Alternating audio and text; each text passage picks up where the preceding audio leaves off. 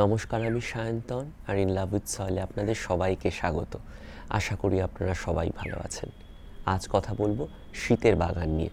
শীতের বাগানের পরিচর্যা আপনারা কিভাবে করবেন সেই বিষয় নিয়ে আজ কথা বলবো। দেখুন, ঋতুর পরিবর্তনে আমাদের বাগান চর্চার ধরন পাল্টে যায়। শীতকালে মূলত আমরা সিজনাল ফ্লাওয়ার্স, অ্যানুয়ালস বা যাদের আমরা মরশুমি ফুল বলি, সেই সমস্ত গাছেদের প্রতি আমাদের মনোযোগ বাড়ে। আমরা যারা মরশুমি ফুলের পরিচর্যা করি তাদের কাছে বিষয়টা আরও বেশি করে গুরুত্বপূর্ণ হয়ে ওঠে। কিন্তু পাশাপাশি এমন গাছপালাও তো আছে যেগুলো সারা বছর আমাদের বাগানে থাকে, তাদের পরিচর্যা কিন্তু এই সময় খুব একটা বেশি আমাদের করতে হয় না অধিকাংশ ক্ষেত্রে। তার কারণ এই সময় এই সমস্ত গাছেরা ডরমেন্ট অবস্থায় থাকে। কিছু গাছ যেমন বোগেনভেলিয়া, ট্রপিক্যাল হাইবিস্কাস, এই সমস্ত গাছের পরিচর্যা আমরা এই সময় করে থাকি। তবে মূলত আমাদের দৃষ্টি আকর্ষণ করে এই সময় মরশুমি ফুলেরা, এবং এই মরশুমি ফুলের পরিচর্যা আপনারা কিভাবে করবেন সেই বিষয় নিয়ে আজ টুকটাক কয়েকটা তথ্য আপনাদের দেব। প্রথমেই বলবো জলের ব্যবহার নিয়ে। আমি মাটির ব্যবহারটা এড়িয়ে যাচ্ছি, তার কারণ আমরা অলরেডি জানুয়ারিতে চলে এসেছি। তো এই সময় আশা করছি মাটি তৈরি করে আপনারা কেউই মরশুমি গাছ বসাবেন না, সেই জন্য মাটির ব্যবহার নিয়ে খুব একটা আলোচনা করছি না। আমি এক লাইনে শেষ করতে চাইব মাটির বিষয়টা। সেটা হলো, মাটি যখনই আপনারা তৈরি করবেন তখন চেষ্টা করবেন ঝুড়ো মাটি ব্যবহার করতে, এবং অবশ্যই আপনারা যারা কোকোপিট ব্যবহার করছেন তারা শুধুমাত্র কোকোপিট আর কম্পোস্ট ব্যবহার করে বা গোবর সার ব্যবহার করে মাটি তৈরি করবেন না। সমান পরিমাণে মাটি, কম্পোস্ট আর কোকোপিট এই তিনটে মিশিয়ে নিয়ে মাটি তৈরি করলে আমার মনে হয় গাছ খুব ভালো মতো বড় হয়ে উঠবে। আমি যেমন গত 2 বছর ধানের তুষ ব্যবহার করছি এবং তাতে কিন্তু খুব ভালো ফলাফল পেয়েছি। তো আপনারা চাইলে সেটাও ব্যবহার করতে পারেন। অত্যন্ত কম দাম এবং মাটিকে ফ্লাফি রাখতে, আলগা রাখতে খুব সাহায্য করে, এবং রুটস খুব ভালো মতো তৈরি হয়, খুব দ্রুত তৈরি হয়ে যায়। তো আপনারা পরের বছর অবশ্যই ব্যবহার করতে পারেন। পরের বছর নির্দিষ্ট সময় আমি ধানের তুষ দিয়ে কী করে মাটি তৈরি করতে হয় সেই নিয়ে আলোচনা করব। যাই হোক, আমরা জলের কথা বলছিলাম, শুরু করেছিলাম আলোচনা। তো জলের ক্ষেত্রে বলতে চাই, খুব বুঝে জল দেবেন। প্রত্যেক দিনের বৈশিষ্ট্য বুঝে নিয়ে আপনাকে জল দিতে হবে। বিষয়টা কীরকম একটু খুলে বলি। যেমন আজ ধরুন প্রচণ্ড কুয়াশা পড়েছে আমাদের এখানে, এবং আমি গতকাল মোটামুটি দুপুরের দিকে জল দিয়েছি। তাহলে আজ জল দেওয়ার আগে আমাকে একটু দেখে নিতে হবে মাটি শুকিয়ে গেছে কিনা বা শুকনো হয়ে গেছে কিনা। মোটামুটি ওপরে যে সারফেস, সেই সারফেস শুকনো হয়ে আছে কিনা। অধিকাংশ ক্ষেত্রে যেদিন কুয়াশা পড়ছে সেদিন মাটির সারফেস শুকনো থাকবে না, হালকা হালকা ভেজা থাকবে, এবং সেটা বুঝে নিয়ে আপনাকে জল দিতে হবে। ধরুন একদিন প্রচণ্ড তাপমাত্রা হঠাৎ বেড়ে গেল এবং আপনি তার মোটামুটি তাপমাত্রা বেড়ে যাওয়া 24 ঘন্টা আগে জল দিয়েছেন, তাহলে সেদিনের জল দেওয়ার সঙ্গে এই কুয়াশা যেদিন পড়েছে সেদিনের জল দেওয়ার কিন্তু পার্থক্য থাকবে। আবার ধরুন কখনো খুব শুকনো ওয়েদার, উত্তরে হাওয়া বইছে, বেশ ঝকঝকে দিন, রোদ উঠেছে, সেদিন কিন্তু আপনাকে বুঝে জল দিতে হবে। হয়তো সেদিন খুব দ্রুত মাটি শুকিয়ে যাচ্ছে শুকনো হাওয়ার জন্য, তখন আপনাকে সেরকম বুঝে জল দিতে হবে। কাজেই প্রত্যেকটা দিনের চারিত্রিক বৈশিষ্ট্যকে বুঝে নিয়ে আপনাকে জল দিতে হবে।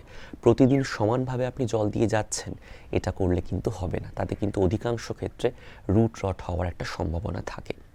এছাড়া আপনি কীরকম পট নির্বাচন করেছেন, হয়তো আপনি একটা গাছ বসিয়েছেন বেশ বড় পটে, গাছটা খুব একটা বড় হয়ে ওঠেনি, তখন আপনার যতটা পরিমাণে জল দেওয়া প্রয়োজন, আর ওই একই পটে গাছটা যখন পরিণত হয়ে যাচ্ছে, ফুলে ফুলে ভরে যাচ্ছে, মরশুমের শেষের দিকে যখন তাপমাত্রা বাড়তে শুরু করছে, সেই সময় জল দেওয়ার পরিমাণ কিন্তু পাল্টে যাবে। অর্থাৎ এই জল দেওয়ার যে তারতম্য, সেটা আপনাকে আগে ভালো করে বুঝতে হবে। যদি এটা আপনারা ভালো মতো বোঝেন, তাহলে কিন্তু আপনারা সার্থকভাবে শীতের বাগানের গাছপালা ভালো মতো বড় করতে পারবেন। কারণ অনেক সময় আমাকে অনেকে বলেন যে শীতের গাছপালা থমকে গেছে, গাছটা ঠিকঠাক বাড়ছে না। আমি প্রথমেই তাদের জিজ্ঞাসা করি জলটা কীরকমভাবে দেওয়া হচ্ছে। কারণ যদি অতিরিক্ত জল আপনি দেন, তাহলে কিন্তু আপনি যে কন্টেনার বা যে পটে গাছ এনেছিলেন এবং সেই পট থেকে যখন আপনার পটে মিডিয়াতে আপনি গাছ রিপট করেছেন, তখন অনেক বেশি জল ব্যবহার করলে যে নার্সারি পটে গাছটা ছিল তাতে যে পরিমাণে মাটি ছিল, সেই মাটির মধ্যেই রুট ঘোরাফেরা করবে। রুট কিন্তু বাইরের দিকে বেরোবে না, অর্থাৎ চারদিকে যে নতুন মিডিয়া আপনি দিয়েছেন সেই দিকে গাছ খুব একটা বাড়বে না, কারণ যে মিডিয়ার মধ্যে গাছটি আছে সেই মিডিয়া সবসময় ভিজে থাকলে গাছ তার থেকে যেটুকু খাবার সেটুকু পেয়ে যাবে, কারণ এরা তো অ্যানুয়াল, এদের খুব একটা হাতে সময় নেই, খুব দ্রুত বাড়বে এবং আমাদের এখানে শীত খুব ক্ষণস্থায়ী। সেই জন্য এই সমস্ত গাছকে দ্রুত বাড়তে দেওয়ার ক্ষেত্রে জলের ব্যবহারটা অত্যন্ত গুরুত্বপূর্ণ এবং আপনি যেভাবে মাটি তৈরি করছেন সেই মাটিতে যে নিউট্রিয়েন্টস আছে সেই নিউট্রিয়েন্টস অ্যাবজর্ব করার ক্ষেত্রে আপনি গাছকে তখনই সাহায্য করতে পারবেন যখন আপনি বুঝে জল দেবেন। কাজেই জলের ব্যবহারের দিকে অত্যন্ত মনোযোগী হন, খুব ভালো করে বুঝে নিয়ে জল দিন। প্রত্যেক দিনের চারিত্রিক বৈশিষ্ট্য বুঝে নিয়ে যদি আপনি জলের ব্যবহার করেন তাহলে আমার মনে হয় গাছ যেমন একদিকে খুব ভালো থাকবে, তেমন পাশাপাশি গাছ খুব দ্রুত বেড়ে উঠবে। পাশাপাশি আরও একটা বিষয় মনে রাখবেন, আপনি যখন শীতের বাগানের পরিচর্যা করছেন তখন কী ধরনের গাছ নিয়ে আসছেন সেটা কিন্তু অত্যন্ত গুরুত্বপূর্ণ। কিছু গাছ আছে যারা খুব একটা জলের প্রত্যাশা রাখে না, যেমন পিটুনিয়া এস্টাবলিশড হয়ে যাওয়ার পর কিন্তু খুব একটা বেশি জলের প্রত্যাশা রাখে না, আপনাকে খুব বুঝে জল দিতে হবে। আবার ধরুন স্ন্যাপড্রাগনের ক্ষেত্রে আপনাকে মোটামুটি একটা ব্যালেন্স ওয়াটারিং মেনটেন করতে হবে, অর্থাৎ খুব বেশি জলও নয় আবার খুব কম জলও নয়। আবার গত বছর আমি একটি গাছ করেছি, আমি এবছরও রিপিট করেছি, বীজ থেকে করেছিলাম পিলোটাস জয়ী, আমি নামটা দিয়ে দেবো, আপনারা এখানে গাছটা পাবেন না, অন্তত আমি কোনো নার্সারিতে বিক্রি হতে দেখিনি, অসাধারণ গাছ। আবার ধরুন নয়নমণি, অত্যন্ত কম জলের প্রয়োজন হয়, আপনি যদি একটু বেশি জল দিয়ে দেন তাহলে রুট রট হয়ে যাবে। তাহলে এই বিষয়টা আপনাকে বুঝতে হবে, আপনি যে গাছ নিয়ে আসছেন সেই গাছের জলের দাবি কীরকম সেটাও কিন্তু আপনাকে মাথায় রেখে জলের ব্যবহার করতে হবে, তাহলেই কিন্তু আপনার গাছেরা ভালো থাকবে।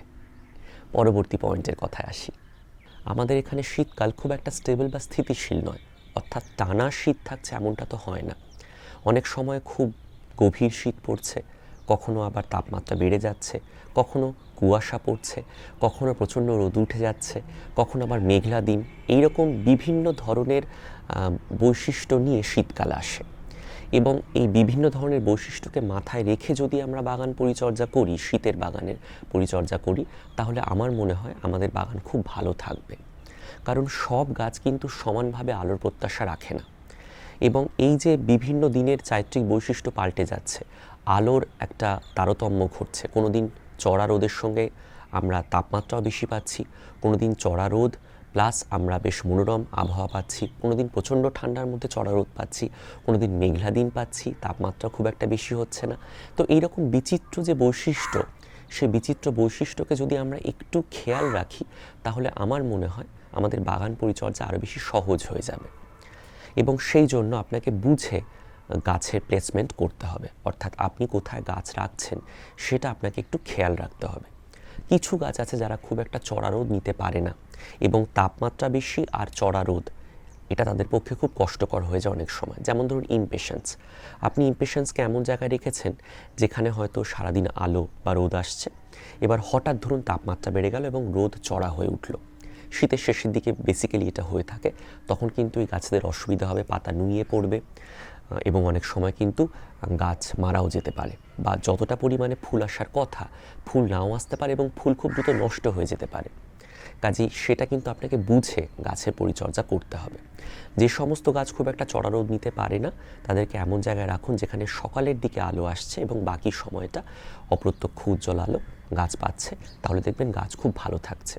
আবার কিছু গাছ আছে যারা সারাদিন ধরে রোদ পছন্দ করে, যেমন ধরুন পিটুনিয়া, স্ন্যাপড্রাগন বা সূর্যমুখী বা আরও অনেক গাছ আছে আমার নাম মনে পড়ছে না, লোবেলিয়া বা জিনিয়া, এই সমস্ত গাছরা কিন্তু চড়া রোদ পছন্দ করে, আপনি যত ভালো মতো আলো দেবেন গাছ তত দ্রুত বেড়ে উঠবে এবং তত ভালো মতো ফুল আসবে।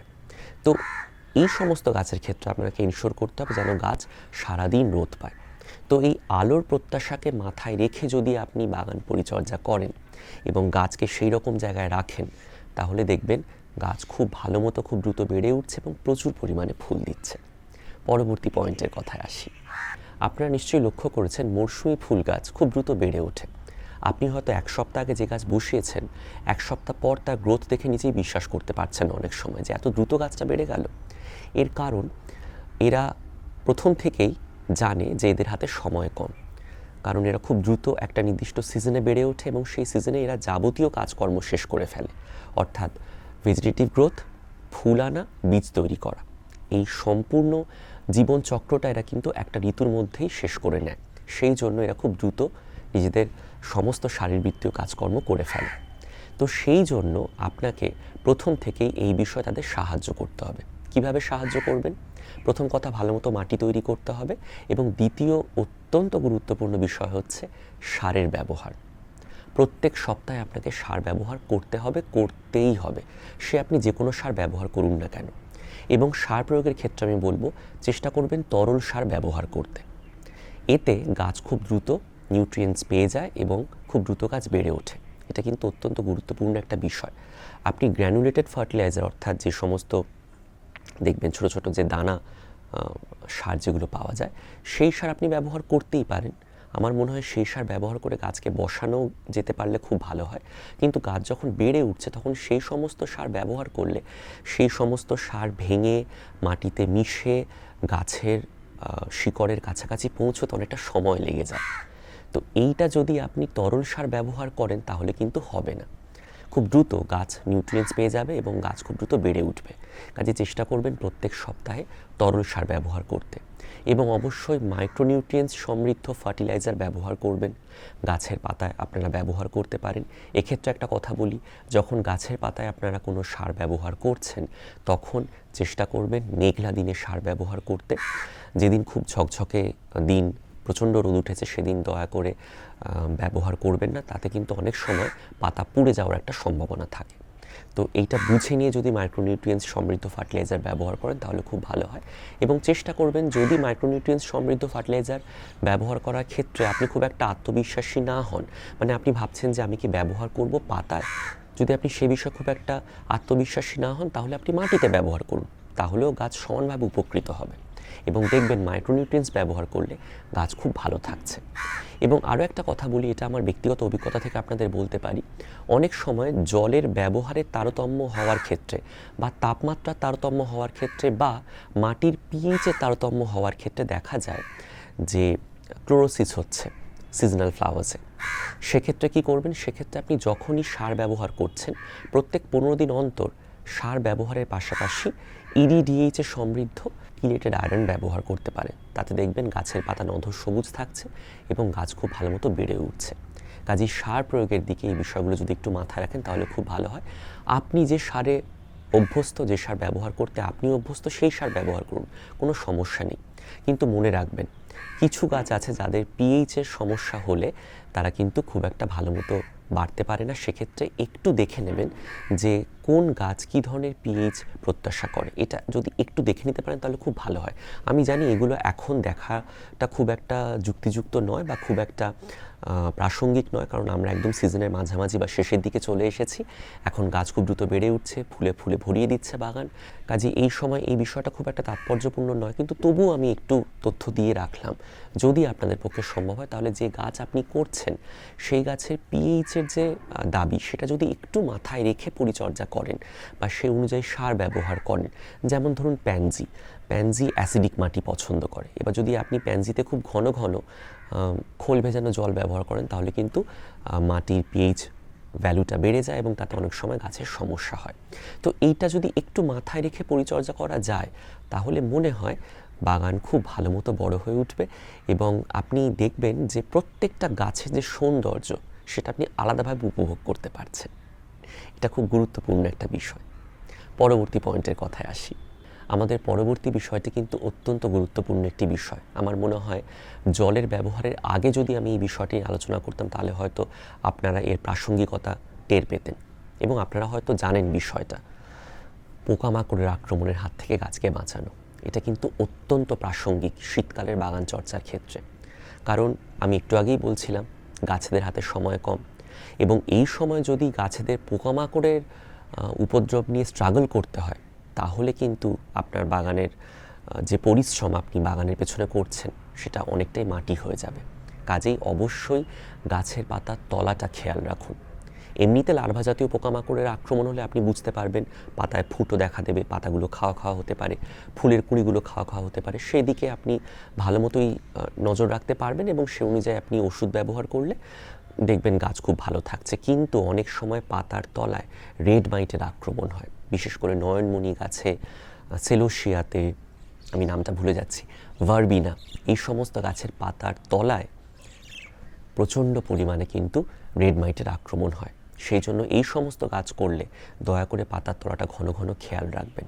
অন্তত সপ্তাহে 2 বার করে পাতার তলাটা দেখবেন, খেয়াল রাখবেন পাতার উপরে ছোপ ছোপ আকার নিচ্ছে কিনা। যদি সেরকম ছোপ ছোপ একটা আকার নিতে শুরু করে বা একটু ক্লোরোসিসের মতো একটা কন্ডিশন তৈরি হয়, তাহলে অবশ্যই পাতার তলাটা দেখে নেবেন। অনেক সময় কিন্তু রেড মাইটের আক্রমণের জন্য পাতার ওপরটা ছোপ ছোপ হয়ে যায়। কাজেই এটা কিন্তু অবশ্যই গুরুত্বপূর্ণ একটা বিষয়। শীতকালীন গাছপালার পরিচর্যার ক্ষেত্রে অবশ্যই মাথায় রাখবেন পোকামাকড়ের উপদ্রবের হাত থেকে আপনাকে গাছকে রক্ষা করতে হবে। কাজেই এই সময় আমার মনে হয় prevention is always better than cure, এই বিষয়টা আমাদের মাথায় রাখা উচিত।